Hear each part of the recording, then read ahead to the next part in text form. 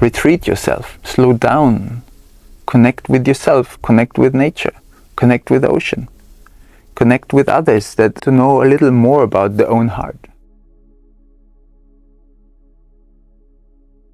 Machada is space and time to check in with yourself and to remember how it is to feel close to yourself. Machada is a place to discover how it feels to relate to one another when you feel close to yourself. So it's a research center to remember how it is, hey, really being well with oneself, and from there to remember how is relating when I'm really well. And in that sense, I see this place in service to personal development, personal transformation, deep insight, discovering meaningfulness anew or in deeper levels. It's a place in service to your spiritual journey, to dare another step, to dare another level of depth, to ask you questions and to take time for this. And I mean, there is a fancy, beautiful word. In that sense, it is a mystery school. Like, go and touch your own mystery. And maybe you discover that your mystery relates to the mystery of your friend. Maybe we share a mystery. I don't know. It's yours to discover. Why off-grid? I see now, in some way it was not planned to be off-grid, but I see also off-grid has a tendency to simplify things. And when I'm true to the feeling, the idea, the vision of meaningfulness, I realize simplicity is key. To be close to myself, to build authentic relationships, and to build a very tight relationship with the land and the nature and the valley, the energy that is here. It really helps to go for simplicity with the least distractions, not many distractions, less electric power, less luxury. Simplicity, simplicity, simplicity. It helps you to connect to yourself, it helps you to connect to each other, and it helps you to connect to the land and the earth and the plants and the life that is here. So it really makes sense to go for simplicity. May it be off-grid or not, the key thing is simplicity. We started the morning circle as an element to connect, to experience group consciousness, to feel safe in the group, to start the day with connection. And in a world where disconnection is a big deal, causes a lot of suffering, disconnected to oneself, disconnected to each other, disconnected to nature. Connection is a big deal of healing, big deal of being well with oneself, big deal of being well with each other. So it's a key ingredient for Machada to take care of connection. Connecting to yourself, connecting to each other, connecting to nature. That's the basics. And so the morning circle is a good opportunity to start the day, and without that element of starting the day with connection, it really feels like something's missing. So it's a key. Some challenges that were present here in the last 3 years. The challenge to dare. In the beginning it's, do you dare? Do you dare to follow your dream? Do you dare to step into the unknown? It's an edge, it's a challenge.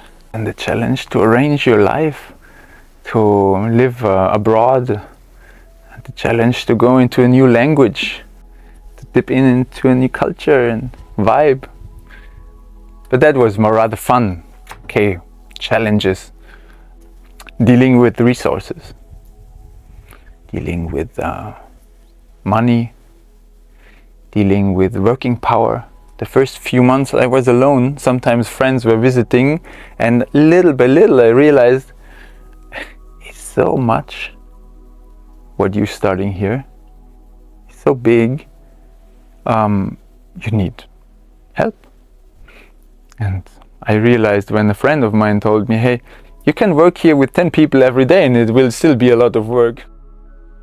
Yeah, another challenge that is good to mention, I think, is this delicate dance and research process of building community. And so it was, since the beginning, it was clear it's not just a place to build community for the community. It was rather, hey, let's build community to create a very special place that is in service for people that really need to find back to their soul, to their heart. Let's be in service to a place that is really in service to people. And so far it was an coming and going, and the little committed team for midterm or long term did not form, did not stay. Sometimes it feels like a family and like a team, but just for a few weeks, and then people start leaving. It has a beauty in itself. It has a beauty in itself to have this renewal, and it has a special thing to offer, to have this freshness all the time. It's just a few weeks that we share. And how are we together? And what do we do together? And how do we do it together? And the preciousness of basically every day that we have together is very present. And maybe there is a term like a temporary community, or ever renewing community, or it's regenerating itself. And I wonder where this will lead and go, and how I can hold it by myself, and in what way I need support, and in what way I need to find. I want to be found. I want to be found, and the co-creation is very dear to me, and I'm curious how this will turn out. In the middle of this large platform, it's a concrete platform, two wonderful volunteers from Holland, two sisters. One of them is Sarah, by the way. Sarah, you know her? Sarah and her sister Anouk, they were painting the symbol. This symbol is a very old spiritual symbol. You have two big circles and they relate to each other. You have two unities that relate to each other. So the overlap of the two circles, of the two unities, is like an eye, is like an almond. And it is known, the symbol is known as the almond, Mandola. So as a practical thing for human relations, for example, you're one unity, I'm another unity. You're an individuality, I'm an individuality. And you have a center. And my unity touches your center. And your unity touches my center. And relating through this discovery that we both are in touch with each other's core, or with each other's center, opens a space between us that can be perceived as very special or even sacred.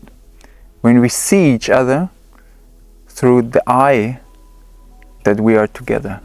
This is the basics of what people call intersubjectivity. When you see something together, not just subjective, my bubble of identity and my bubble of meaning and my bubble of opinion and your bubble.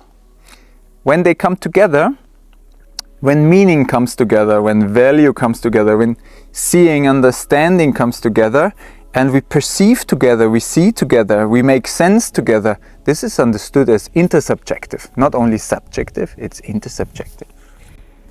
And I see how this intersubjectivity is kind of guiding the way contemporary spirituality, or if you want, into social evolution.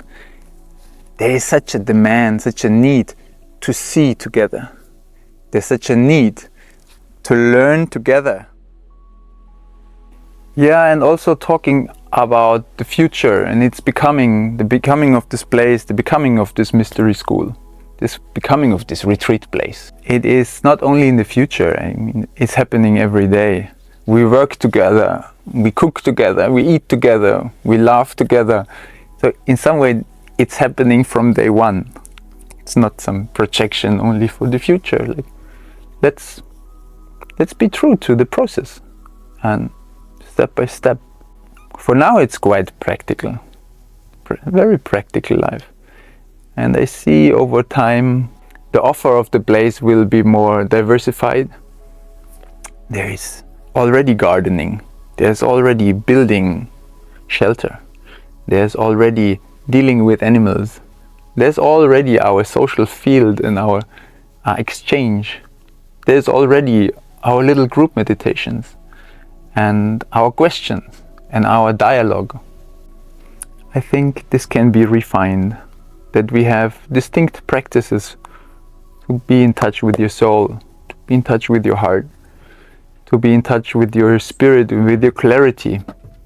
So diversified offerings of meditation, of devotional practice, of knowledge, psychological knowledge, spiritual knowledge, and of course all this practical knowledge that the land teaches you. Grounding, relating, inspiration. I think it can have a very beautiful growth in this place to come together as a place of deep inspiration. The main building, which was here with this gray structure, this concrete bricks, just the walls, these gray walls in the green. And when I arrived here, there was vegetation inside the house and around the house. Part of the beginning month was getting some space and moving some of the vegetation away. And little by little, the idea was clear to use the structure, that old, not so old, like 30 years old agricultural thing that was here, and to make sense of the walls, because most parts of the walls are still intact and it has elements of steel and concrete, which makes it very solid. And all we did until now is putting a big roof on it. And of course, for next year, it's the idea to get also the other part of the building roofed, and to make a design where the roof meets here above me, and then it opens again. That brings a shape into the roof, open to the sky, and then it closes again. And the opening is like a geometric element of the flower of life. And right now I'm just happy that we have one roof almost done and it's dry inside. Memorable moment, like going back to the very beginning when I started to be here alone, the first weeks, the first month.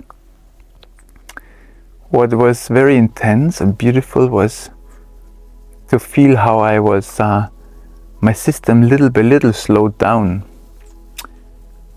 Little by little I started to trust that I'm here now. And little by little I felt connected, more connected. And it came in waves, like the realization, you're here now. You can be here now. You can trust it, relax into it. And being alone with the bushes and the ruin and the simple life, it was a very memorable moment to to feel my soul arrive into this new setting, into this valley, into this vegetation, into these stones, with the lake and the view, and to have a constant flow of imagination and ideas how to develop it.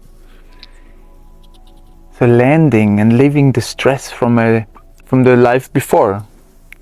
Like my nervous system started to relax deeper and deeper, and to really feel my nervous system to release stress from the lifestyle before, and to get in touch with the place and myself and the nature. That was very beautiful to witness.